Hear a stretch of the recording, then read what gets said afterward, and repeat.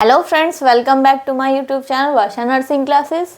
आज का हमारा टॉपिक है फीमोसिस। फीमोसिस क्या है? ये एक मेल डिसऑर्डर है जिसमें कि जो मेल रिप्रोडक्टिव पार्ट है हमारा पेनिस, उसके ऊपर जो फोर स्किन होती है, ठीक है, वो पीछे की तरफ रिट्रैक्ट नहीं हो पाती है। जैसे कि ये नॉर्मल कंडीशन में रिट्रैक्ट हो जाती है पीछे की तरफ, ऐसे ही इस कंडीशन में ये जो स्किन है वो ऊपर की तरफ ही रहती है, पीछे की तरफ नहीं खिंच पाती है। ठीक है, तो इस कंडीशन को हम क्या बोलते हैं? फीमोसिस। ये बच्चों में भी हो जाती है, बड़ों में भी हो जाती है। अब इसके टॉपिक के बारे में हम पूरा स्टडी करेंगे कि किस कारण से होती है, इसके क्या साइन एंड सिम्टम्स हैं, इसका क्या ट्रीटमेंट हो सकता है, क्या सर्जिकल मैनेजमेंट हो सकता है। इस वीडियो में हम पूरा डिटेल से स्टडी करेंगे। अब वीडियो को शुरू करने से पहले मेरे चैनल को सब्सक्राइब करें। तो स्टार्ट करते हैं। सबसे पहले क्या बोल रहा है? Phimosis is the inability to retract foreskin over glans. Glans किसको बोल रहे हैं? ये वाला जो एरिया है, ठीक है, इसको क्या बोल रहे हैं? ग्लांस। और ये जो स्किन है इसको हम क्या बोल रहे हैं? Four skin. ठीक, पेनिस के ऊपर जो स्किन है हम उसको क्या बोल रहे हैं? ये हमारा क्या पार्ट है? पूरा पेनिस। इसको हम क्या बोल रहे हैं? पेनिस। ठीक है, इसके ऊपर जो स्किन है उसको हम फोर स्किन बोल रहे हैं। जो आगे वाला पार्ट है उसको प्रीफ्यूज बोलते हैं। ठीक, और जो ये स्किन को रिट्रैक्ट कर लेते हैं उसके ऊपर का जो ये पार्ट हमें दिखता है इसको हम क्या बोलते हैं? ग्लैंस। अब इस कंडीशन में क्या होती है, जो फोर स्किन है वो बहुत टाइट हो जाती है, जो कि पीछे की तरफ नहीं खिंच पाती है। तो ये भी एक प्रॉब्लम है। ठीक है, अब ये क्यों नहीं होती है वो देखते हैं। तो इसकी डेफिनेशन पढ़ते हैं। Phimosis is a condition in which the four skin of the penis, जो पेनिस की फोर स्किन है, ठीक है, ये क्या है? हमारा पेनिस। इसके ऊपर जो स्किन है उसको हमने क्या बोल दिया? Foreskin. इज टाइट, बहुत टाइट हो जाती है। ठीक, मेकिंग इट डिफिकल्ट और इम्पॉसिबल टू रिट्रैक्ट, मतलब बहुत मुश्किल बना देती है। ठीक है, impossible to retract over the head of the penis. ये जो पेनिस के हेड है इससे पीछे की तरफ नहीं खिंच पाती है। कितना भी जोर लगा ले, कुछ भी कर ले, ये पीछे की तरफ नहीं खिंच पाती है। जैसा नॉर्मल कंडीशन में ये स्किन हमारी पीछे की तरफ रिट्रैक्ट हो जाती है, आगे आ जाती है, रिट्रैक्ट हो जाती है, ठीक है, नॉर्मल कंडीशन में। लेकिन जो फिमोसिस की कंडीशन होती है उसमें ये स्किन बहुत टाइट हो जाती है और पीछे की तरफ खिंचती नहीं है। ठीक, अब ये किस कारण से होता है? ठीक, इसके कॉजेस क्या हैं, क्या कारण है? सबसे पहले हम कॉजेस पढ़ते हैं इसका फिजियोलॉजिकल। ठीक है, फिजियोलॉजिकल होता है, एक होता है हमारा पैथोलॉजिकल। ये होता है नॉर्मल, और पैथोलॉजिकल होता है हमारा डिजीज कंडीशन के कारण। तो जो फिजियोलॉजिकल है वो हमारा in infants and young boys, ठीक है, ये छोटे बच्चे और यंग बॉयज में भी हो सकता है। ये कैसी है? नॉर्मल कंडीशन है, ठीक है, और ये एज के साथ रिजॉल्व हो जाती है। मे रिजॉल्व विद एज।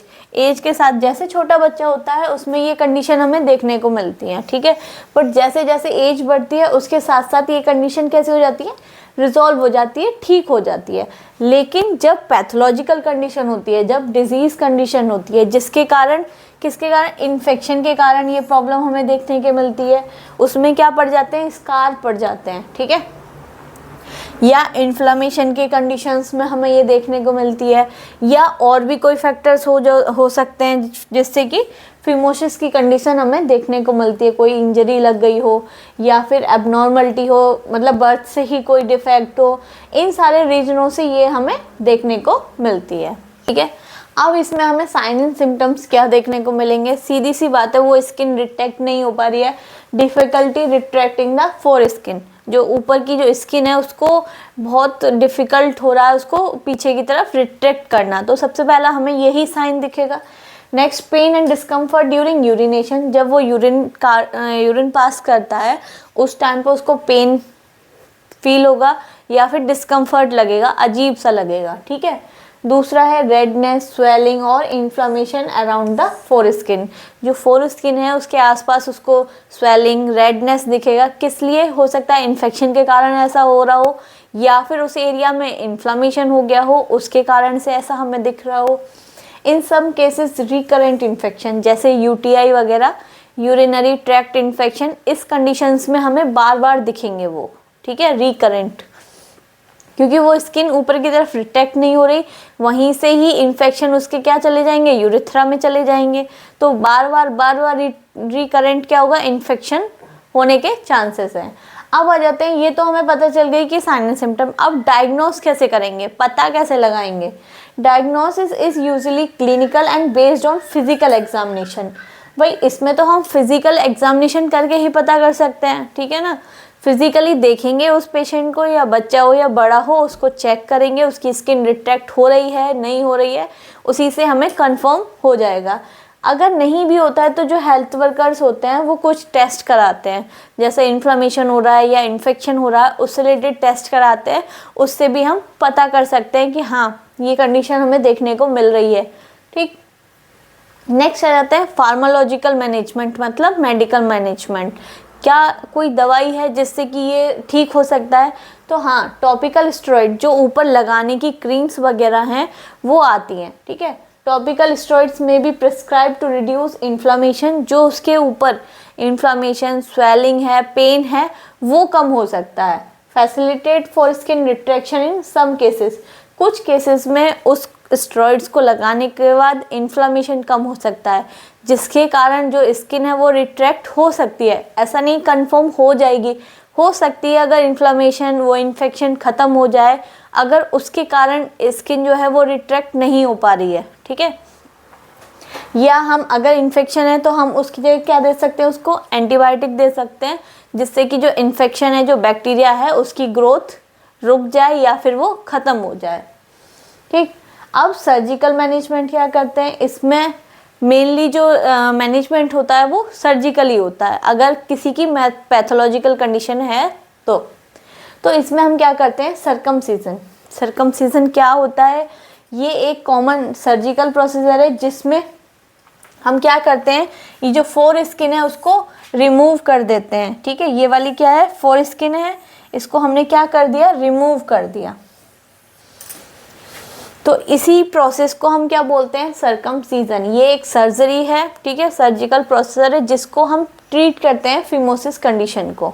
इस तरीके से ही ट्रीट हो सकती है हमारी जो फिमोसिस की कंडीशन है।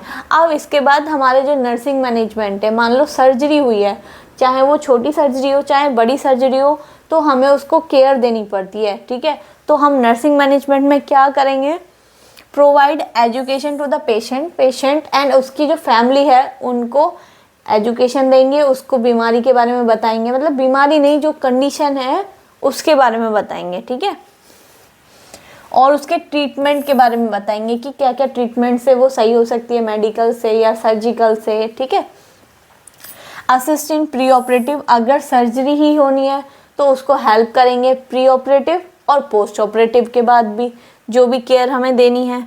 Monitor for sign for infection, अगर सर्जरी हो गई है उसके बाद हम जो एरिया है वहाँ पर इन्फेक्शन के साइन को मॉनिटर करेंगे कि कहीं पस तो नहीं पड़ रहा है, बैक्टीरिया की ग्रोथ तो नहीं हो रही है, या फिर जो सर्कमसीजन की है या सर्जरी की है उससे रिलेटेड कोई कॉम्प्लिकेशन तो नहीं आ रही है, ठीक। ये सारी चीज़ हमें चेक करती रहने हैं। आप offer emotional support and pain management, अब किसी जब सर्जरी होती है तो फैमिली वाले और जो पेशेंट है उसका मोरल डाउन हो जाता है, तो उनको हमें इमोशनल सपोर्ट भी प्रोवाइड कराना होता है, ठीक है। प्लस उसके पेन का भी ध्यान रखना होता है, अगर उसको पेन हो रहा है तो उसको हम पेन किलर दे सकते हैं, ठीक है। अगर फीवर आ रहा हो तो हम उसको एंटीपायरेटिक टैबलेट्स दे सकते हैं, मतलब जैसा जो उसकी प्रॉब्लम हो उसको हम रिजॉल्व करें। यही नर्सिंग मैनेजमेंट का मेन रोल होता है। अगर आपको मेरी वीडियो अच्छी लगी हो तो लाइक करें, चैनल को सब्सक्राइब करें और अपने फ्रेंड्स के साथ शेयर करें। ऐसी ही इंफॉर्मेटिव वीडियोस के लिए मेरे चैनल के बेल आइकन को हिट करें, जिससे कि आपको नेक्स्ट वीडियो का नोटिफिकेशन मिलता रहे। और जो मेरे हैंडल्स हैं, जैसे कि आप और जगह से भी मुझे फॉलो कर सकते हैं, ठीक है, इंस्टाग्राम से, फेसबुक पेज से, यूट्यूब शॉर्ट से मुझे फॉलो करें। और अगर इस वीडियो से रिलेटेड कोई भी आपको डाउट हो तो कमेंट में ज़रूर बताएं। Thank you.